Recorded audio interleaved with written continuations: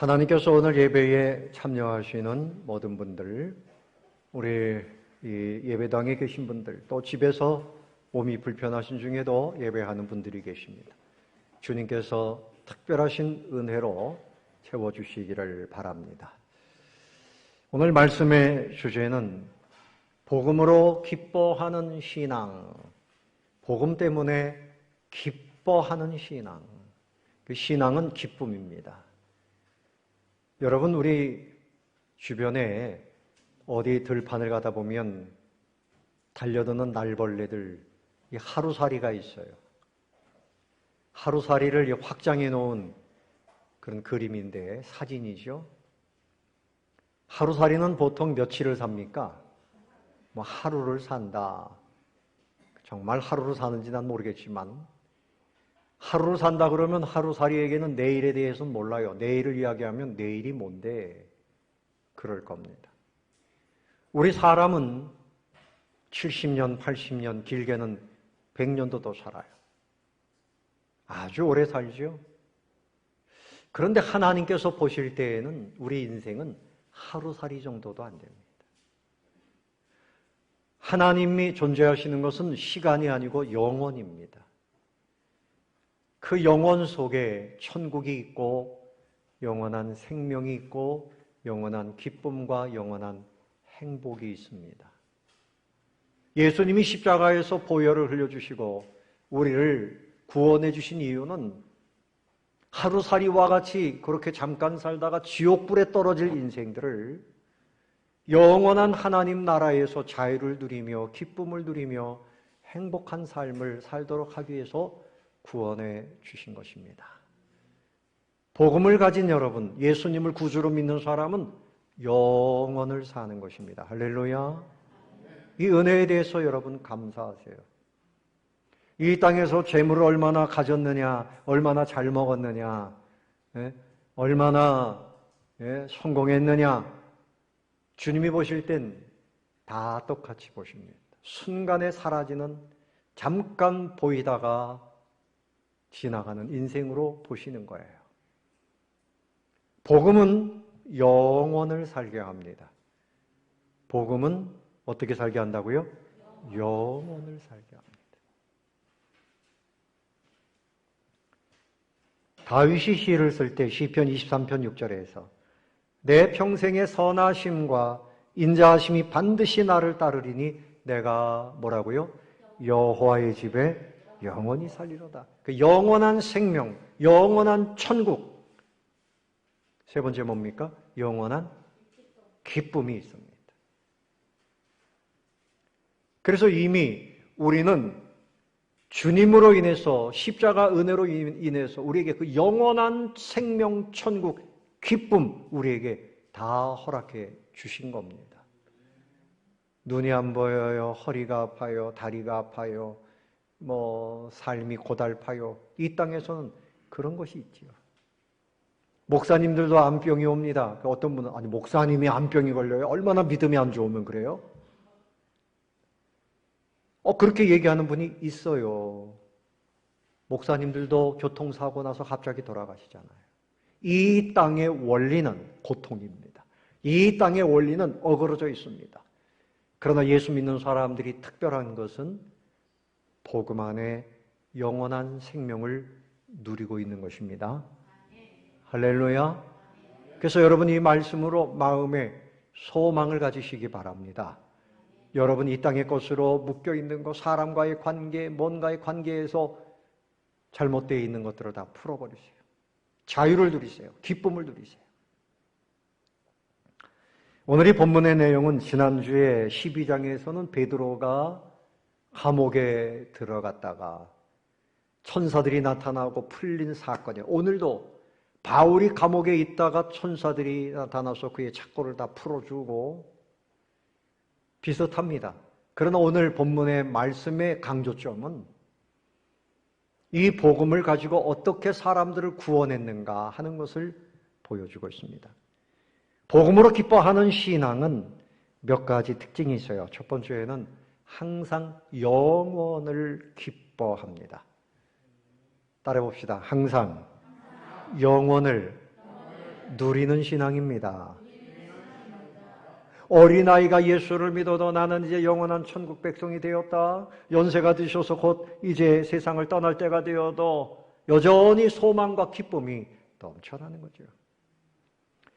오늘 이 바울은 빌립보 지역에 가서 전도를 하는데 한 여성이 점을 칩니다. 귀신이 들려가지고요. 그래서 그 주인들이 그 소위 복채를 받아먹는 거죠. 이 사람은 그야말로 돈을 벌어서 남 좋은 일만 하고 있는 거죠. 근데 이제 바울 일행이 이렇게 길을 갈 때면 이 점치는 여자가 뭐라 그러는가 하면 지극히 높은 하나님의 종들이다. 구원의 길을 너에게 전하는 사람들이다. 틀림없는 얘기죠. 그런데 여러분, 이 말을 들을 때 사도 바울은 심히 괴로웠다 그랬어요. 왜 그랬을까요? 그 여자가 하는 말이 하나님을 높이는 것이 아니라 하나님을 조롱하는 거야. 조롱하는 거야. 귀신이 하나님을 알고 하나님을 조롱하는 것이었습니다. 제가 청년 때 우리 교회 선배가 남자 무당을 전도했어요. 그래서 그 무당과 함께 기도원에 갔어요. 이 청년이 복음성가를 4개 강 같은 평화를 부르는데요. 3시간, 4시간씩 불러요. 잘 모르는 사람들은 은혜 받았나 보다 하는데 옆에서 들어보면요. 조롱하는 거예요. 조롱하는 거예요. 찬송을 가지고 조롱합니다. 그래서 바울이 마음이 괴로웠어요. 그래서 한날은 그 귀신에게 꾸짖었습니다. 예수 그리스도의 이름으로 내게 명하노니 그에게서 나오라. 그랬더니 18절에 귀신이 즉시 나오니라. 여러분 예수님 이름에 권세가 있음을 믿으시기 바랍니다. 그래서 우리 마음에 괜히 슬퍼지고 화가 나고 또 이상한 생각이 들고 그러면 왜 그럴까? 다른 거 없어요. 악한 영이 와서 여러분의 마음을 흔드는 거예요. 그때는 내가 잘못된 생각을 했으면 회개하고 즉시 예수 이름으로 명하노니 더러운 영아 나에게서 떠나가라. 예수 이름으로 명하노니 떠나가라. 그러면 괜히 올라가 있던 이 분노가 가라앉아요. 슬픔이 기쁨으로 바뀌어요. 악한 영은 여러분을 공격하고 있어요. 예수 안 믿는 사람들은 쥐고 있고요. 예수 이름의 권세 앞에 악한 영들은 떠나간다는 사실을 믿으시기 바랍니다. 믿으셔야 됩니다. 자, 그런데 이렇게 되니까 그 점을 치던 사람이 점이 안 되는 거예요. 그래서 그 점치는 여인에게서 돈을 받아먹던 주인들이 이제는 수입이 없으니까 바울이 이상한 풍속을 전하는 사람이라 이렇게 고발을 하고 옥에다 가두었습니다. 얼마나 매를 맞고 착고에 다 묶여가지고 참 슬픈 일이죠. 그러나 사도 바울은 그것으로 인해서 그의 마음에 기쁨을 잃은 것이 아니었습니다. 그는 여전히 영원한 하나님을 누리는 것이다. 그래서 그 안에서 그들이 한 일이 뭡니까? 25절 한번 읽어보겠습니다. 25절 다 같이 시작. 한밤중에 바울과 실라가 기도하고 하나님을 찬송하며 죄수들이 듣더라. 아, 이게 뭐 미친 사람들 아니에요? 매 맞고 묶였는데. 예? 그림을 한번 띄워보세요. 그런데 이들이 그 밤에 한 일이 뭡니까? 찬송하고 뭐 했다고요? 기도했어요. 찬송은 기쁨이 있어서 하는 것이 찬송입니다. 요즘으로 치면 나 구원 받았네, 나 구원 받았네. 찬송하는 거예요. 주 예수 사랑 기쁨 내 마음속에. 모든 죄수들이 다 들었어요. 그의 마음에는 여전히 기쁨이 넘쳐나고 있는 거예요. 이제까지 하나님께서 바울과 함께 하셨거니와 16장만 봐도요. 그가 이제 이고니온 지역에 루스드라 지역에 들어왔는데 그 교인들에게 자 믿음으로 굳건하게 서십시오. 그랬더니 믿음이 더 좋아졌어요. 야 하나님이 나에게 함께 하시고 우리 교회에 함께 하시는구나. 막 기쁨이 충만합니다. 또 그런가 하면 그가 저 북쪽 지방으로 올라가려고 했어요. 그런데 드로아 항에 왔을 때 성령님이 환상 중에 나타나셨어요. 누가 나타나셨다고요? 성령님이 환상 중에 나타나셔서 내가 너희들의 갈 길을 인도하겠다. 북쪽으로 가지 말고 저 마게도냐 지역으로 가라. 환상 중에 어떤 사람이 막 손을 들어서 빨리 와서 우리를 구해달라고 성령님이 환상을 보여주신 거예요. 그러니까 이제 나에게는 우리에게는 성령님이 함께 하신다 하는 이 기쁨이 넘쳐나고 있었습니다. 빌립보 지역에 들어와 가지고 루디아의 가정에 들어가서 복음을 전하니 그 집 식구들이 다 예수를 믿고 세례를 받았어요. 야, 굉장한 역사가 일어납니다. 그런데 오늘 이 여종을 자유케 하더니 감옥에 들어갔다 그래서 그의 믿음과 기쁨이 사라진 것이 아니고 그 안에서 여전히 하나님께 기도하고 찬송하고. 사랑하는 성도 여러분, 복음의 기쁨을 가진 사람은 언제나 영원을 누립니다. 언제나 천국을 누립니다. 몸이 좀 아파도 어떤 어려운 문제를 만나도 여전히 내 마음속에 기쁨이 넘쳐나는 것입니다. 이 기쁨은 하나님이 우리 믿는 사람들에게 주신 특별한 선물인 줄로 믿으시기 바랍니다. 세상 사람들은 기쁨이 없어요. 깔깔대고 술을 마시고 춤을 추고 그래도 그들의 마음에는 여전히 슬픔이 가득해서 그 다음 날에 또 술을 마시지 않으면 안 돼요. 기쁨을 찾을 수가 없어요. 며칠 전에는 중국에서 들어오던 한 사람이 갑자기 사망했어요. 그 몸을 찍어보니까 몸 안에 요만한 작은 봉지가 150개가 들어가 있어요. 몸 속에. 그게 뭡니까? 마약입니다. 마약을 전부 집어삼키고 들어왔는데 그 마약이 터져가지고 죽은 거예요. 여러분, 우리나라에 지금 마약하는 사람들이 점점 많아지고 있다 그래요. 그러니까 어디 젊은 사람들 무슨 클럽이나 이런 데 갔는데 좋은 음료 서비스입니다. 손님 드십시오. 공짜입니다. 마셨더니 막 기분이 너무 좋은 거예요. 마약을 섞어가지고 준다는 거예요. 중독이 되면 그 다음에는 사 먹지 않으면 안 되는 거죠. 사람들은 이 기쁨을 마귀에게서 얻으려고 그래요. 온갖 세상에서 기쁨을 얻으려고 그러는데 기쁨은 없습니다. 오직 기쁨은 성령님이 주시는 은혜입니다. 복음 안에 있는 은혜인 줄로 믿으시기 바랍니다. 누가 기뻐해야 될까요? 복음을 가진 여러분이 기뻐하지 않으면 누가 기뻐하겠어요? 할렐루야. 따라해 봅시다. 우리 옆에 계신 분들에게 기뻐하시기 바랍니다. 기뻐하시기 바랍니다. 얼굴에 인상을 쓰고 화를 내고 그렇게 살지 마시고요. 기뻐하면서 하세요. 기뻐하면서 하세요. 주님이 나를 구원하셨네. 하나님이 나를 영원토록 사랑하시네. 그 생각을 하고 늘 기뻐하고 기뻐하면서 사시기 바랍니다. 그래서 사도 바울이 이제 후에 성경을 기록할 때 그의 성경에 그의 서신에는 기쁨이 많아요. 데살로니가전서 5장 16절에 항상 기뻐하라 그랬어요. 항상 무엇하라? 기뻐하라. 그러니까 아침에도 기뻐하고 점심에도 기뻐하고 저녁에도 기뻐하고 할 일 없으면 그냥 기뻐하시기 바랍니다. 네? 따라해봅시다. 할 일 없으면 감사하고 기뻐하자. 그냥 앉아가지고 괜히 안 좋은 생각하고 서운한 생각하고 분노를 이렇게 하지 말고 감사합니다. 천국을 나에게 주셨으니 감사합니다 하고 찬송도 부르시고 또 기뻐하고 그럼 하나님이 영광을 받으시고 또 복을 주시잖아요. 빌립보서 1장 4절 말씀해 보면 이 빌립보서는요, 사도 바울이 로마 감옥에 갇혀 있을 때 바로 이 빌립보 지역에, 오늘 감옥에 가 있는 이 빌립보 지역의 성도들에게 편지로 보낸 글이에요.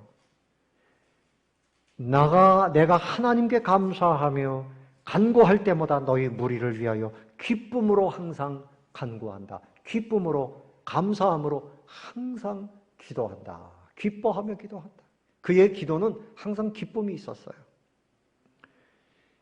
또 빌립보서 2장 17절 이하에도 만일 너희 믿음의 재물과 섬김 위에 내가 나를 전제로 드릴지라도, 전제라는 말은 희생의 제물, 부어서 드리는 희생의 제물인데 내가 여러분들을 위해서 희생의 제물이 된다 할지라도 나는 기뻐하고 너희 무리와 함께 기뻐하리니 이와 같이 너희도 기뻐하고 나와 함께 기뻐하라. 기뻐하고 기뻐하라. 내가 지금 옥중에 있지만 나는 여러분을 위해서 이렇게 기도하는 것이 너무나 기쁩니다. 여러분도 복음을 가진 자입니다. 은혜를 누리는 분입니다. 할렐루야.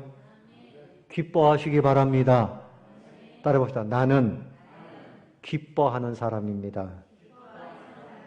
여러분, 기뻐하는 사람을 하나님이 좋아하시지요. 늘 화내고 분노하고 절망하고 이런 사람은 하나님이 기뻐하시잖아요. 은혜를 알고 겸손한 사람은 기쁨이 넘치는 사람이에요. 근데 교만한 사람은 기쁨 대신에 분노가 많아요. 원망이 많아요.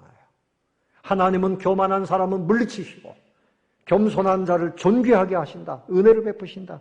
할렐루야. 이런 은혜를 드려야 돼요. 빌립보서 3장 1절에도 끝으로 나의 형제들아 주 안에서 기뻐하라.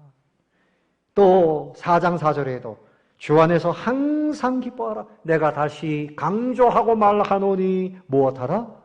기뻐하라. 그럼 여러분들이 기뻐할 일이 있어야 기뻐하지요. 기뻐할 일이 왜 없습니까? 세상의 일로 기뻐하는 것이 아니라 주님이 나에게 주신 은혜로 인해서 하나님의 그 사랑으로 인해서 기뻐하시는 성도님들이 되시기를 바랍니다. 주 안에 있는 나에게 단 근심이 있으랴 십자가 밑에 나아가 뭐라고요?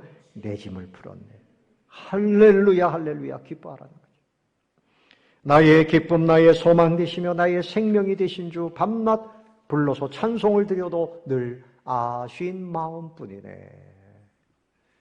복음을 가진 사람은 기뻐하는 사람이에요. 아, 당신 뭐가 이렇게 기뻐요? 이게 전도가 되는 거죠. 예? 여러분을 보면 뭐가 이렇게 기쁘십니까? 예수 믿어보세요. 너무 기뻐요. 전도가 그냥 되는 거예요. 예. 두 번째로 복음 안에서 복음으로 기뻐하는 신앙은 어떤 신앙일까요? 상한 심령의 덕을 세우는 신앙입니다. 따라봅시다. 상한 심령을 세워주는 신앙. 누가 상한 심령일까? 자, 오늘 매를 많이 맞은 바울과 실라는 몸이 상했어요. 그 사람들의 마음도 상했을까? 그런데 여러분 오늘 말씀을 보니까 사도 바울과 실라는 마음이 상하지 않았어요. 기도하고 있어요. 찬송하고 있어요. 죄수들이 듣고 야, 저 사람들 희한하다. 미쳤나 봐. 저렇게 매를 맞고도 저렇게 기뻐하며 찬송을 하네. 저 그림을 보세요. 막 묶여가지고도 찬송을 막 하는 거예요. 네? 아마 이게 풀렸으면 율동까지 했을 거예요. 네? 기독교 철학자인 키에르케고르이 말했어요. 우리 복음을 가진 사람은 덕을 세우는 사람이다. 뭘 세우는 사람이라고요? 덕을 세우는 사람이다. 왜 그런가 하면 우리 예수 믿는 사람은 영원을 가졌기 때문에.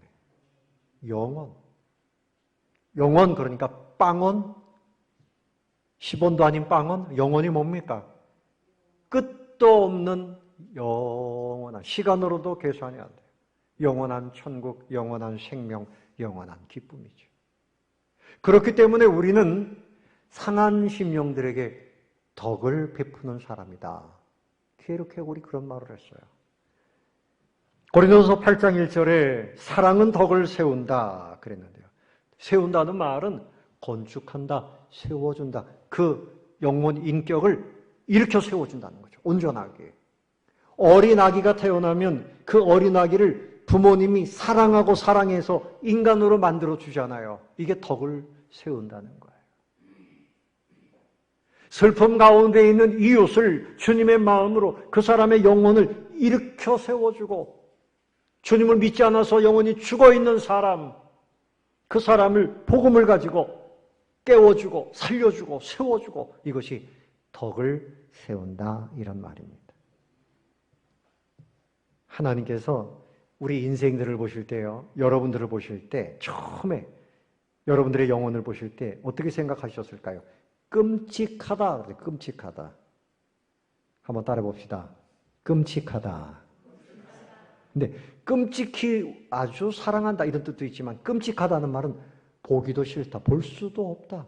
부패하고 타락하고 냄새가 나고 얼마나 이기적이고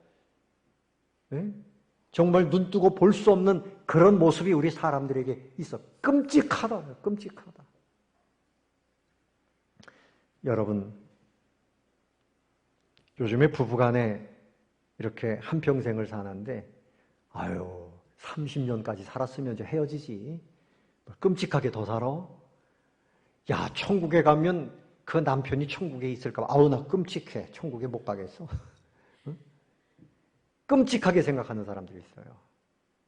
근데 하나님께서 우리를 처음 보실 때 우리의 모습이 너무나 끔찍했습니다. 볼 수가 없는 그런 모습이었습니다. 그러나 하나님께서 우리를 그야말로 끔찍하도록 사랑해 주신 겁니다.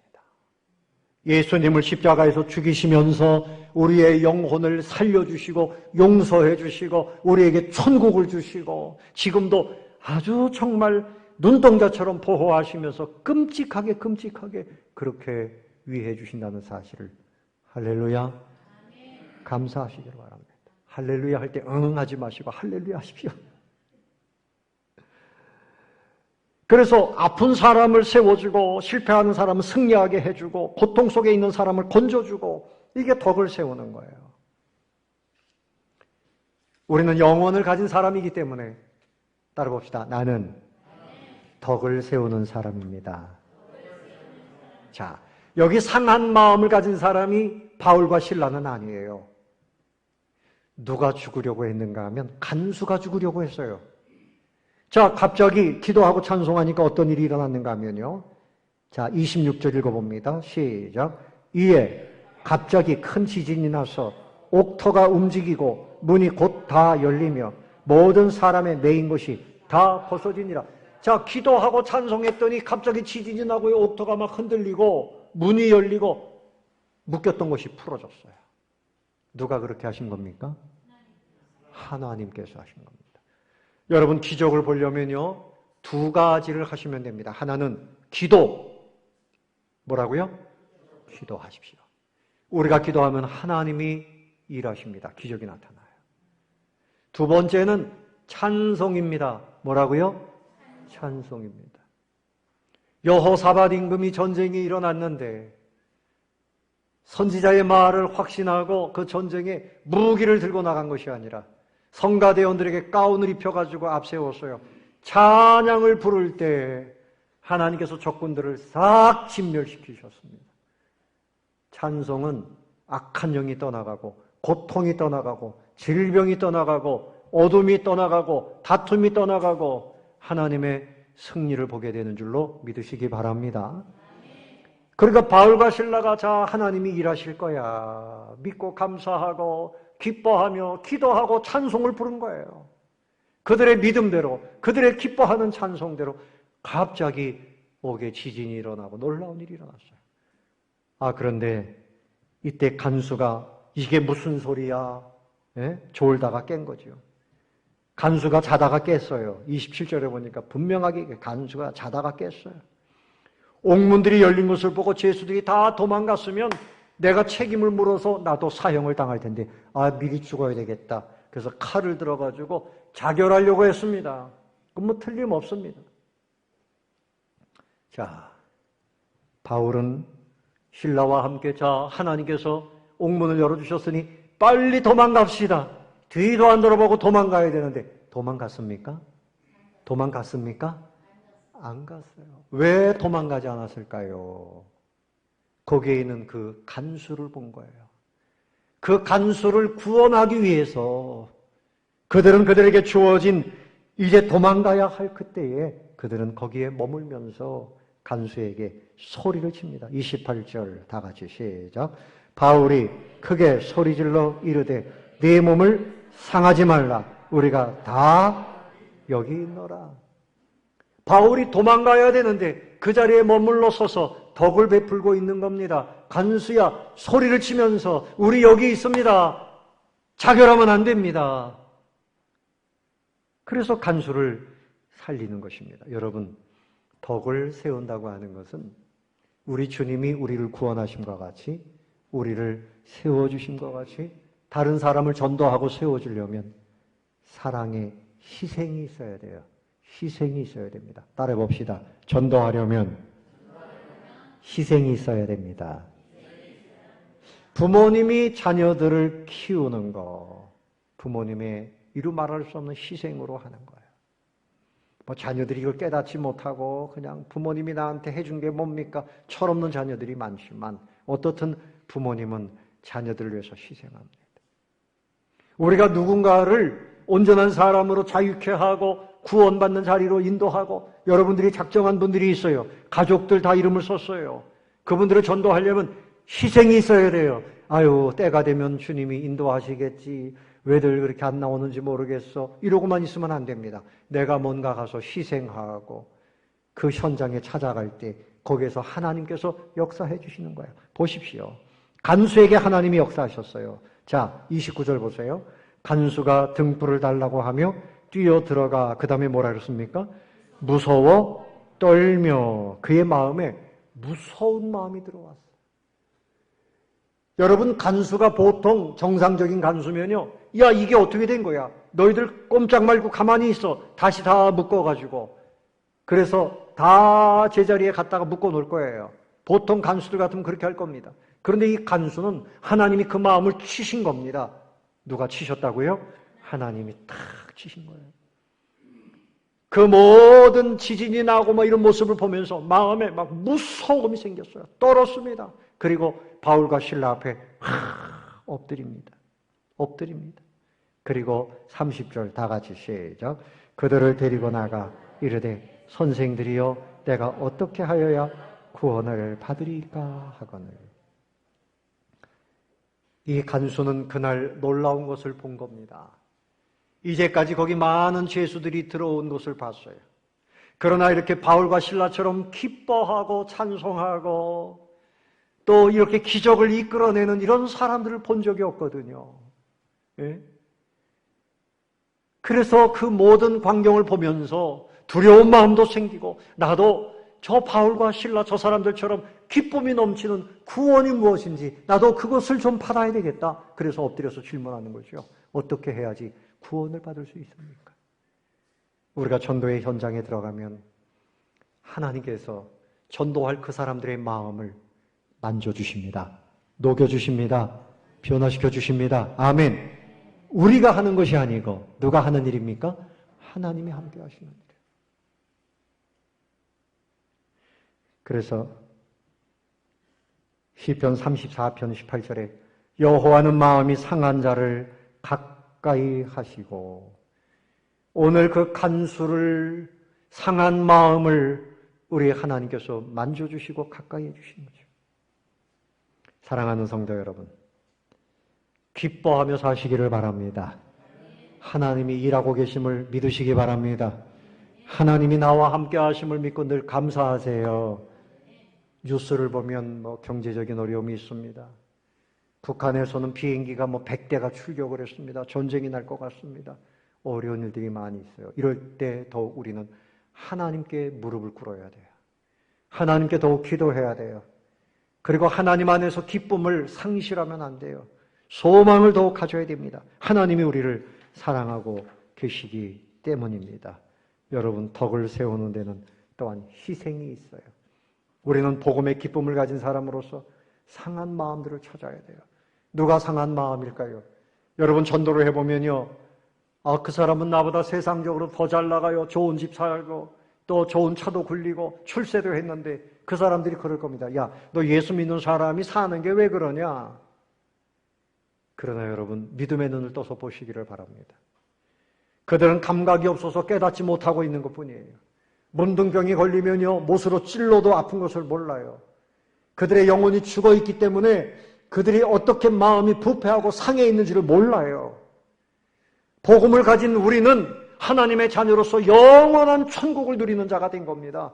그 사람들은 이 땅에 잠깐 있다가 사라질 것 가지고 자랑하지만 그들은 그 후에 무서운 지옥불에 들어갈 것을 모르고 있는 것입니다. 우리는 그들보다 세상적으로 조금 부족한 면이 있다 할지라도 우리는 영혼을 가진 사람입니다. 할렐루야.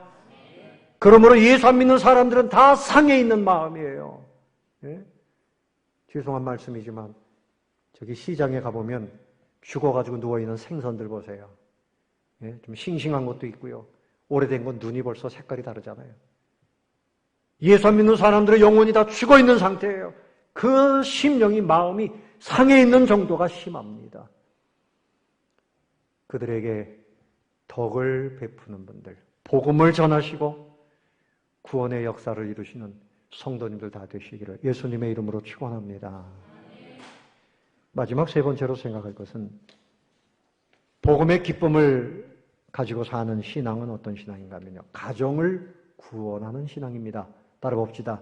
복음을 가지면 가정을 구원합니다.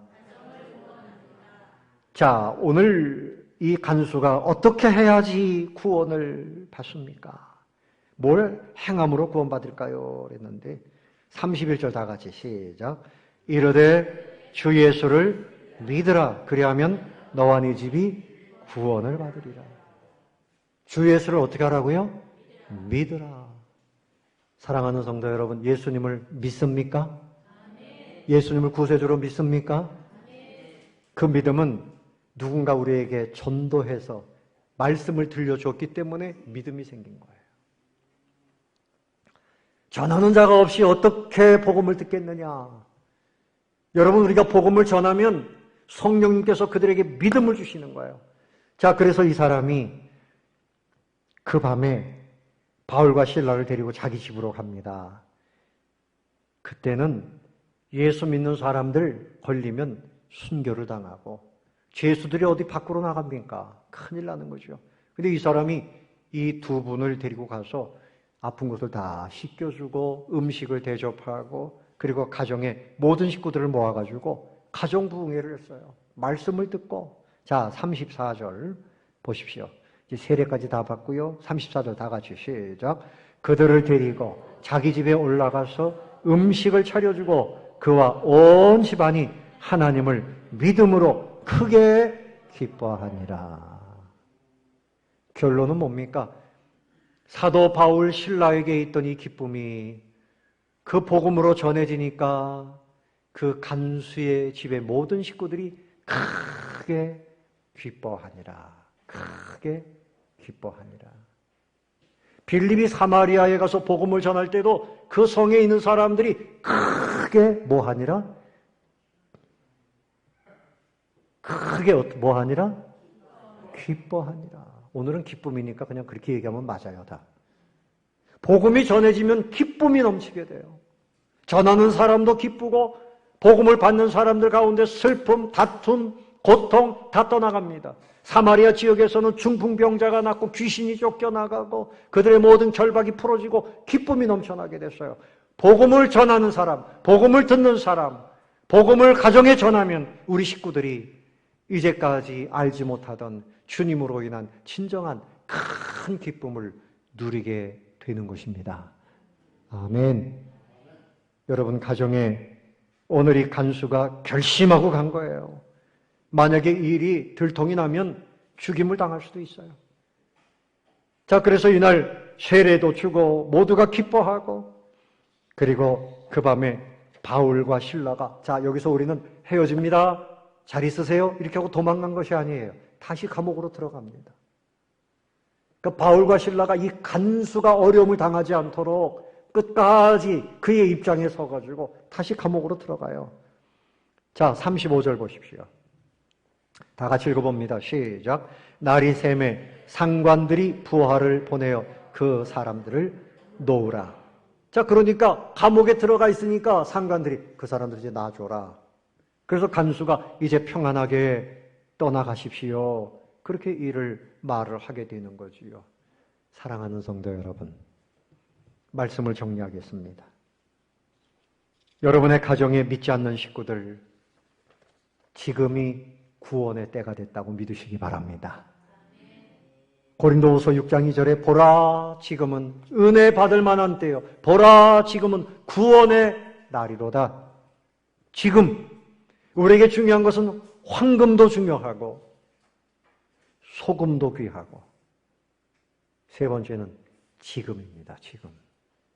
하나님께서 우리에게 감동하시고 교회가 기도하고 같이 전도하고 할 때 여러분들이 바울과 실라처럼 이 간수처럼 내 가족들 이번 기회에 내가 어찌하든지 주님 앞으로 인도하겠습니다. 기도하시고 주님과 함께 전도하시기를 바랍니다.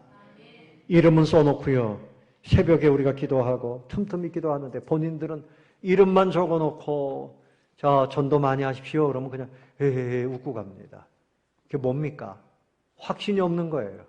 이름만 적어놓고 아무 책임을 안 지면 하나님 보실 때 역사가 이루어지지 않아요.